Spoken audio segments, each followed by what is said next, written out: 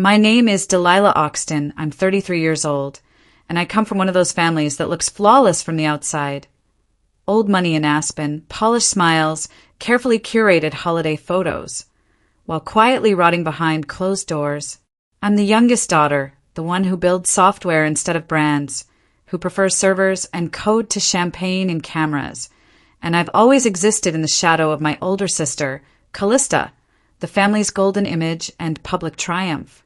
For as long as I can remember, I felt like a tolerated inconvenience rather than a daughter, someone invited to the table but never trusted with the narrative. I told myself I'd made peace with that, until the week of my wedding, when my parents chose to skip my ceremony because my sister scheduled her engagement on the exact same day. At the time, I thought the betrayal ended there. I didn't yet know that the date wasn't the worst thing they stole from me. September 14th, 6 days before my wedding. I was finalizing the table placements when the message came through. Callista, we've just confirmed our engagement party for September 20th. Hope that still works for you. Love you. Kiss mark. Still works for me. Still works for me. I stared at the text like it was a punch I hadn't seen coming. Then again, maybe I had. In my family, Callista never asked for permission. She declared her intentions and watched the room shift around her. She probably didn't even check your wedding invite, Dean said from the kitchen, sipping his espresso like we weren't watching a bomb detonate in real time. No, I muttered. She checked. She just didn't care. I called my mother. Straight to voicemail. I called my father. Picked up on the third ring, out of breath. We know it's unfortunate, sweetheart, but Callista's event will be quite large. Lots of press. It's not like she meant to overlap. It's not overlapping. It's the same day. A pause. Then that tone. The one they use when they're sorry you feel that way. Delilah, sometimes we have to make compromises for the bigger picture. I don't remember hanging up, just that I suddenly couldn't feel my hands. My wedding planner texted 5 minutes later. FYI, a reporter from Bridal Digest is asking about your parents attending your wedding. Not sure how they heard, but thought you should know. The article hit 12 hours later. Abandoned bride? Aspen heiress's wedding snubbed by family as sister schedules lavish engagement on same day. I didn't cry. I coded. I rewrote my RSVP tracker into a script that scraped social sentiment in real time. Watching the numbers shift gave me control. Logic. I was raised to believe logic made you immune to pain. That's a lie. Dean poured whiskey into my tea that night. To a future we can't escape, he said. I almost believed him, until the envelope showed up. No return address. No note. Just slipped under the door of my suite at the Maxwell, where I was staying until the ceremony. I opened it, hand steady, breath flat. Inside a photo. Dean, sitting across from Minerva Lang, her hand on his.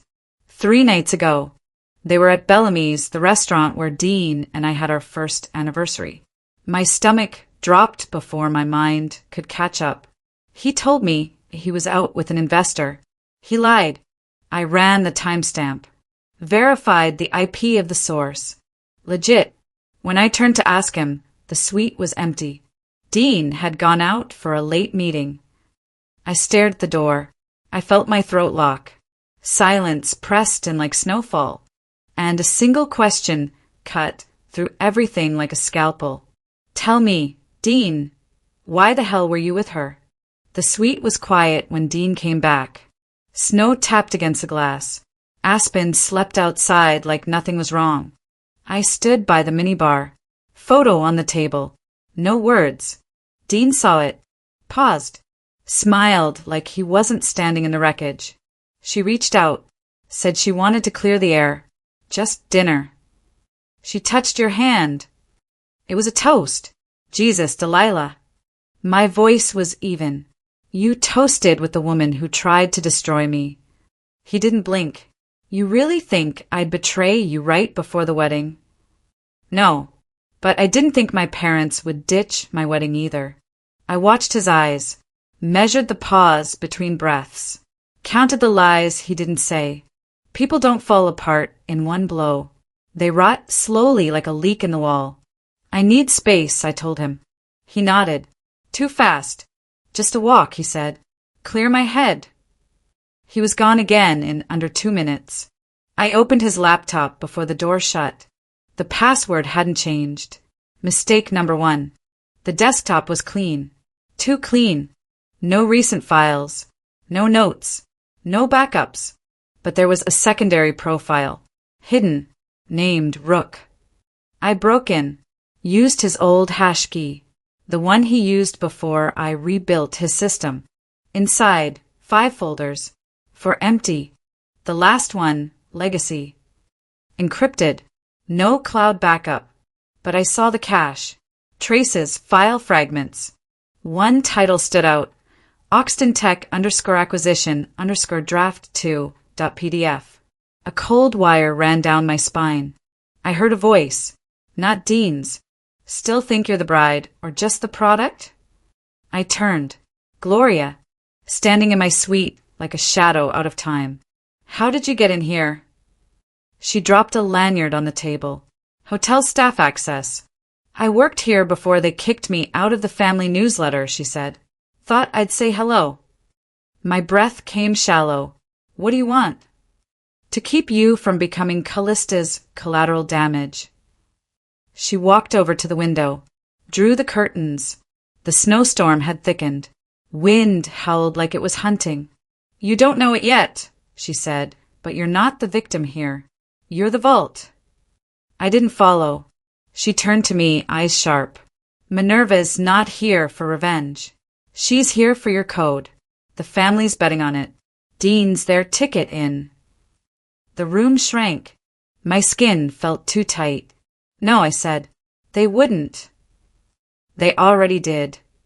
She reached into her coat, pulled out a flash drive, slid it across the bar. Metadata.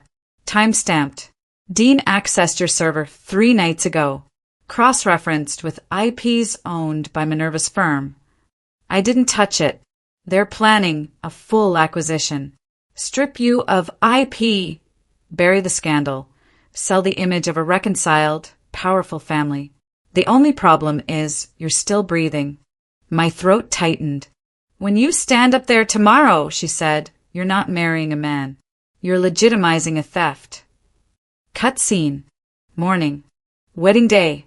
The hall glowed like a dream. Frosted chandeliers. White tulips. Rows of perfect strangers. But the front row stayed empty. I scanned the crowd. 1 reporter. 2 cameras hiding behind floral walls. Dean was nowhere. My brother leaned in. Want me to stall? No, I said. Let's finish the farce. The officiant was late. The violinist stopped mid-piece. Silence thickened like smoke. Then Gloria appeared at my side. No warning. No smile. They moved it up, she whispered. The acquisition.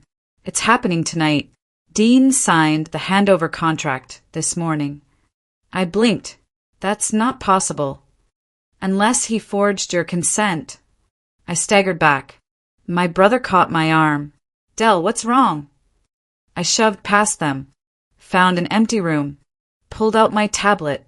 Tethered to my hotspot. Logged in. There it was. Oxton AI transfer of proprietary rights. Signed by Dean Kessler. And me. Forged. My signature. Perfect. Time-stamped. Federal ID verified.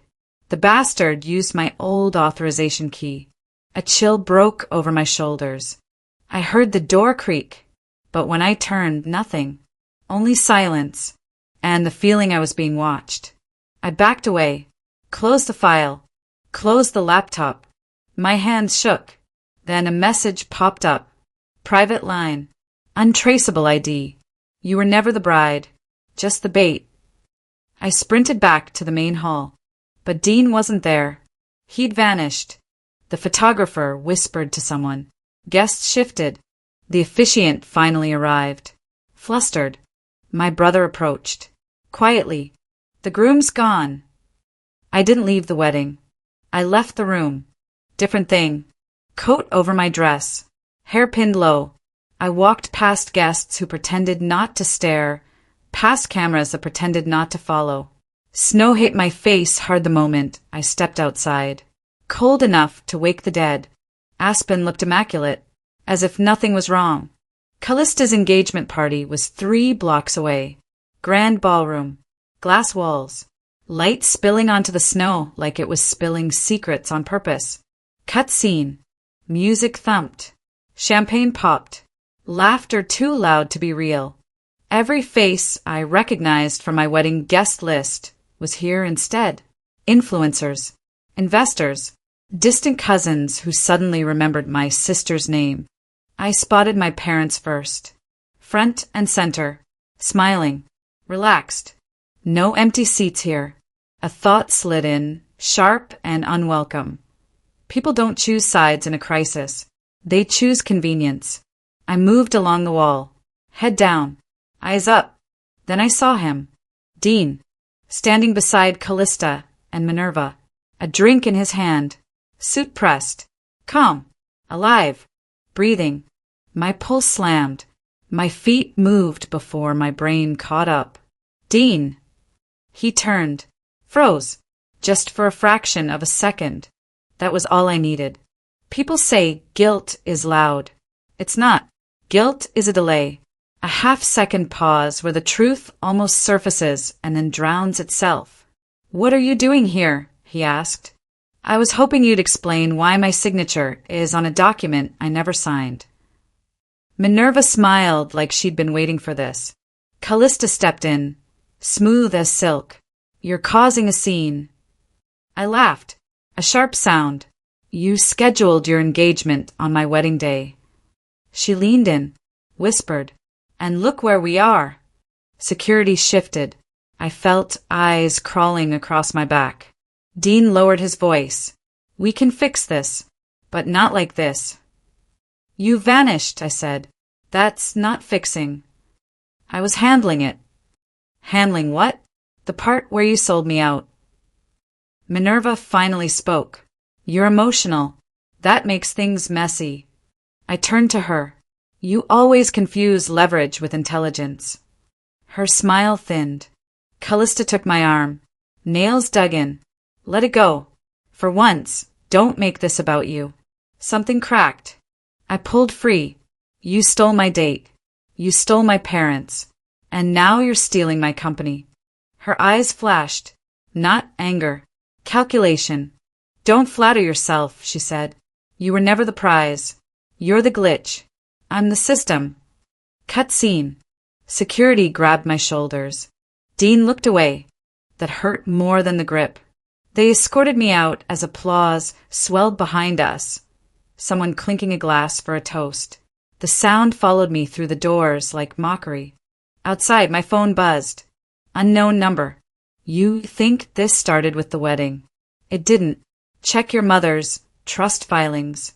2008. Ask why your name was added. My breath caught. I slid into my car. Locked the doors. Hands shaking. My mother's trust. I hadn't looked at it in years. Didn't need to. I was the daughter who didn't inherit expectations.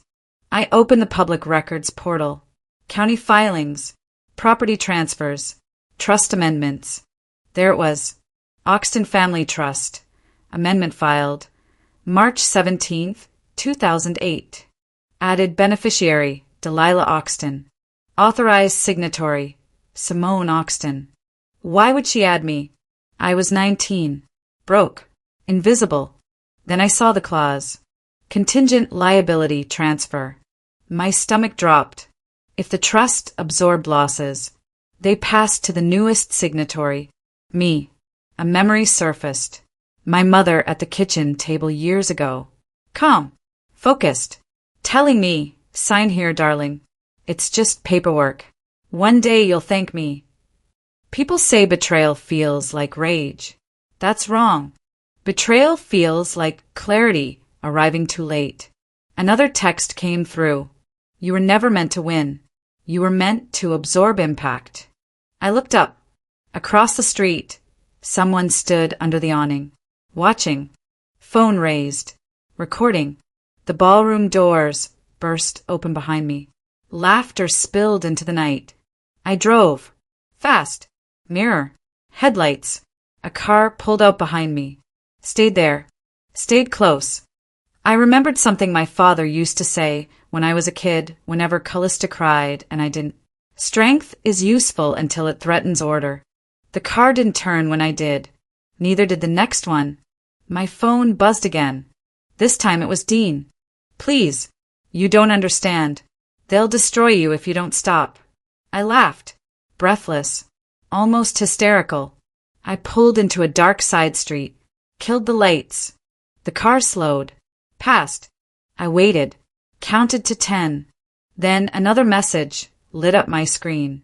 If she lied about that, what else has she buried? Gloria's cabin sat on the edge of the forest like it had been forgotten by time. No lights. No tire marks. Just snow. Heavy. Thick. Clean. Clean things always hide the worst. I parked behind a tree line. Left my phone in the glove box. Disconnected the dashcam. Some places deserved no recordings. The wind bit through my coat as I knocked once. Then twice. No answer. I was about to leave when the door creaked open. Gloria stood there in her thermal socks and an old Cornell hoodie. Mug in one hand. Glock in the other. She looked me up and down. Took you long enough. I got followed. I know. She stepped back. Let me in. Cut scene. The living room was cluttered but warm. Old vinyls. A chessboard mid-game with no opponent. Wood smoke mixed with something metallic. What's this about my mother's trust? I asked. She didn't answer. Instead, she walked to a rusted filing cabinet against the far wall. Keyed it open with a jagged nail file. Pulled out a hard drive. Thick. Unlabeled. Wrapped in a napkin from the Palm Steakhouse. I found this after your uncle died, she said. Hidden under the floorboards. I didn't know what it was until last year. She plugged it into a clunky offline tower. Old school security. No chance of remote wipes. Back then, your mother signed off on a liability shift. Used your name to shield Callista's financial failures. Twice. She clicked through folders. Numbers. Names. Shell companies. See that one, she pointed. LuxDev Group. Looks foreign. It's not. It's owned by your father. He used it to channel investor capital into Callista's brand, then routed the losses into the trust. On paper, you owed over $2.6 million by the time you turned 25. My hands turned to ice. You're lying. I wish I was, but the IRS doesn't file fictional audits. She opened another document. Here's the kicker. When your AI company got its first round of seed funding, your father filed a lien against your shares. That's illegal. He never owned part of. He did. Through you. Using the trust. My lungs locked. No, that's not how trusts work. Not unless someone adds an arbitration clause, which Simone did in 2010. I stepped back. You're telling me what? That my company's not mine. Not fully. And Minerva's acquisition proposal. It's based on your father's lien. He's selling his portion of what you built. I nearly collapsed. The floor shifted beneath my feet. You always thought they ignored you, Gloria said. But they didn't. They targeted you. Because you were quiet. Because you wouldn't ask. I laughed. Bitter. Turns out silence isn't golden. It's liability. Cut scene. Night fell. I sat by the fire, reading files Gloria printed out. Dean's name kept showing up. So did Callista's, but not like I expected. They were listed as observers, not executors. They're pawns, I whispered. Gloria nodded. Useful ones. Disposable. There was a folder marked Legacy. I opened it. Inside, an email thread between Minerva and my father. March 22nd, 4:06 a.m. The only way to secure full control is to force breach of contract. Leverage the groom. If she reacts emotionally, she voids her own rights. That's your window.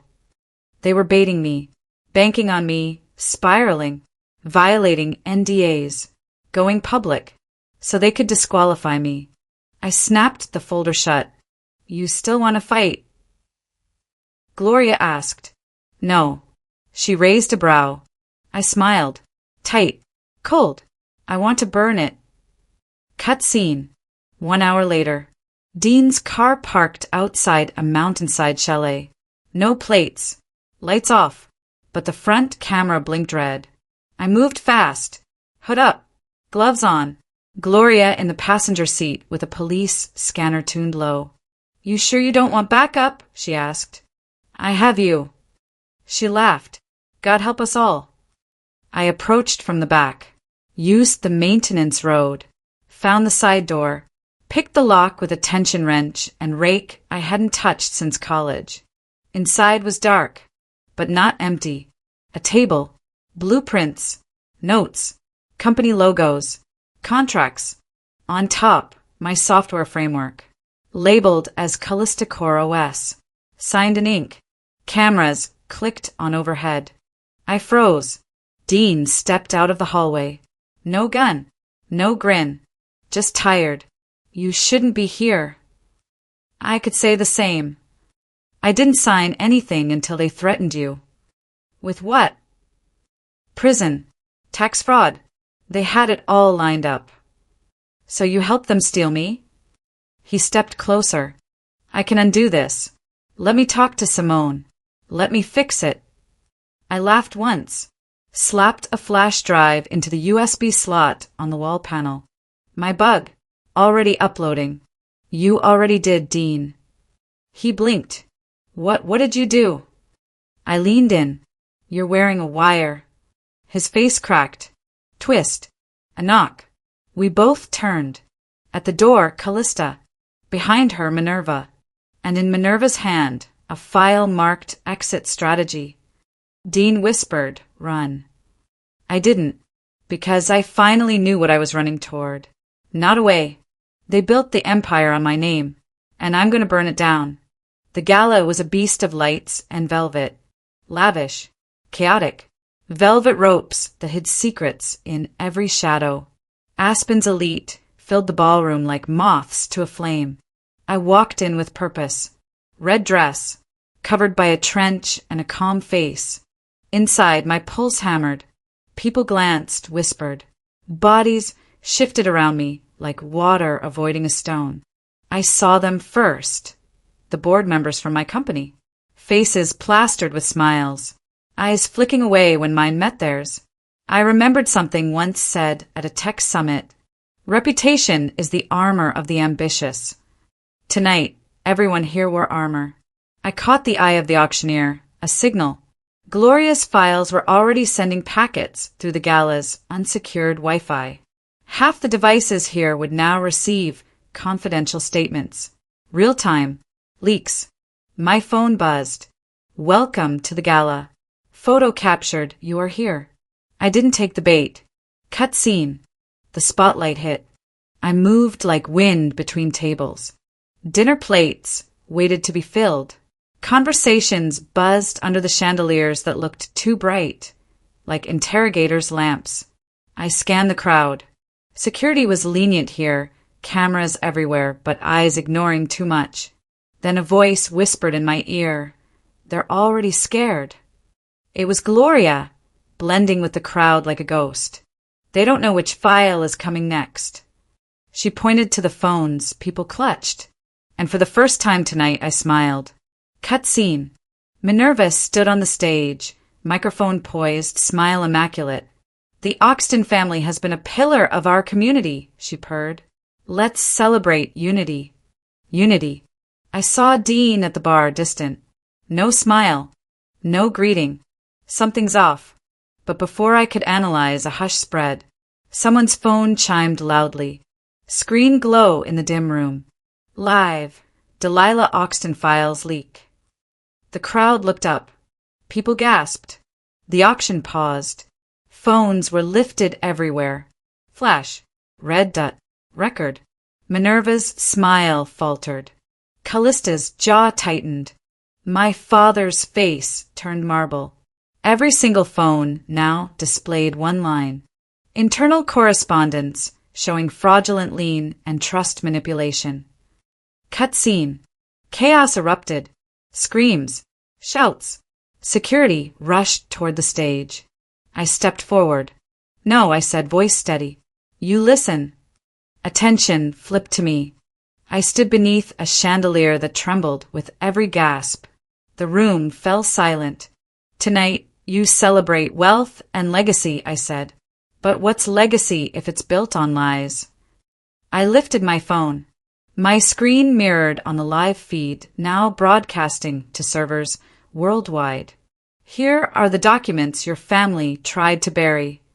Contracts, emails, trust amendments, lien statements. Men in suits turned pale. Women gasped. Reporters opened laptops. Minerva lost composure first. You think spilling files will change the truth, she snarled, stepping toward me. I think it reveals it, I shot back. Another text arrived mid-sentence. They're coming for you. I didn't look away. I kept talking. Cut scene. A scream. Not mine. Security tackled someone behind me. Hands pinned to the marble floor. It was Dean. Blood. Dark red. Slow spreading across crisp white shirt. I froze. Then moved. He didn't look at me. Only whispered. You weren't supposed to outlive the silence. My breath cut. His eyes flicked to the crowd. Then to Minerva. Then to Callista. And he said, voice low. They planned this. My disappearance. The signature on the acquisition. My betrayal. All staged. My head snapped. What? Before he could explain, lights flickered, power glitch, or sabotage, I didn't know. Suddenly security guards reached for him. Tasers fired. He staggered. Callista stepped up. We have the right to detain anyone causing a scene, she said coldly. I lunged. Stop! But someone hit the switch. Glass shattered on the floor, a centerpiece upturned. A framed photo of my wedding, face down. I grabbed Dean's arm. Listen to me, I hissed. Why are they framing you? His eyes locked onto mine, clear, terrified, real. Because they knew you'd find glorious files. And once you did, they needed a scapegoat. I swallowed hard. The room was spinning. Phones still pointed. Cameras still recording. Security closing in. And in that moment, I understood. My fight wasn't just for truth anymore. It was for survival. I pulled Dean toward the emergency exit. Sirens wailed outside. The gala turned battlefield. Then we ran. In the chaos, one message lit up my screen. If she lied about that, what else has she buried? I opened my eyes to sirens, red and blue, painting the snow outside like bruises. They were close. Too close. Beneath the broken chandelier of the Oxton Estate's Grand Hall, the air felt electric, like the moment before a bullet leaves the barrel. Someone said once, power doesn't corrupt, it reveals. I hadn't understood it until now. Detective Mora stepped forward, badge out, eyes hard but fair. Delilah Oxton, she said. Her voice was calm, like control mattered more than chaos. Yes, I replied, breath steady, camera lights flicking off and on, snow slipping in through shattered French doors, evidence bags snapped open, phones, flash drives, screenshots, secure tweets, leaks documented, every device in the gala now corroborated. The room was full of suits and gowns, frozen like deer in headlights. My father stood with Callista beside him, both pale, both silent. I saw something in their eyes I hadn't expected. Fear. Real fear. Not fear of arrest. Fear of exposure. It's one thing to lie in private. It's another to have the world listen. Mora nodded to her team. Simone Oxton is under arrest for conspiracy to commit fraud, tax evasion, and forging legal documents impacting multiple companies and investors. Gasps rippled. My mother turned stone. My father sagged. Callista's breath stuttered. I watched every second like it was bullet frames, slow and precise. A rush of cameras flash, blinding. Public voices. Questions. Half the world already trending. Someone behind me muttered, "This looks like the fall of an empire." Maybe it was. Then a hand touched my shoulder. I turned. It was Dean. Bruised. Black eye. Shirt torn. But standing. "You did it," he said. "Quiet." "No," I corrected. "We did it." His eyes widened. Not confusion, hope. But hope was fragile. My phone buzzed. One message. Callista's confession, voice recording. I tapped it open with a growing dread. Callista's voice, cold, crisp, unrehearsed. We thought control meant survival, but we were wrong. Cut. Her next words were the real shock. It was never meant to end like this. But Simone knew the clauses she added would ruin her own legacy, not Delilah's. She believed burning a daughter would light her own path. That's on her, not us. I blinked. The room swayed. That was twist, big enough to make a heart stop. Callista stepped forward, tears in her eyes, real ones, not the practiced ones she wore at galas. Your mother, she choked. She wasn't protecting the family. She was trying to replace one daughter with another. What? A thunder crack outside made everyone flinch. I swallowed. The weight of betrayal was not one story. It was layered. Legal counsel rushed in. Statements were taken. Public announcements drafted. My phone buzzed again. Live broadcast starting now. I heard a reporter's voice, sharp, hungry. Breaking. Oxton family corruption scandal. Oxton AI co-founder Delilah Oxton vindicated. Former family chair Simone Oxton detained. I stood still. A snowflake landed on my cheek. Melted instantly. People said, family is blood. They forgot to say blood sometimes runs cold. Dean took my hand. Let's go home, he whispered. I didn't look at my parents. Not then. Because home wasn't here. Not anymore. Outside, the first responders were filing paperwork. Snow falling thicker now. Each flake a silent witness. Gloria appeared beside us, eyes bright. Not triumphant, just relieved. She murmured, quoting something she'd heard long ago. The truth burns brightly when lies are buried in darkness. It was cinematic, a line perfect for screenplays, but it felt like mine. I exhaled. The aftermath was surreal. News vans, cameras, statements. Investors dropping statements on blockchain transactions. Legal teams requesting amendments. My name cleared, confirmed, certified. Every document validated by federal timestamps. No forged signature could withstand the avalanche of corroborated proof. And yet still, there was silence. A heavy, sacred silence. Dean leaned close. He remembered something I had almost forgotten. Reputation, he said, voice low, is not just what others believe you are. It's what you prove you can withstand. I nodded. We walked away from the estate, snow crunching beneath boots. No sound but the wind. No presence but the truth. And in that truth was a message I finally understood. You can be defined by your past, or you can define your future. But you cannot have both. A helicopter lifted overhead, media saturation. My reflection appeared in a shattered window. Something twisted. Something healed. I said it aloud. Justice isn't a destination. It's an action. Dean squeezed my hand. We kept walking. The snow fell, and for the first time in years, I felt seen. Truly. Not as an inheritance.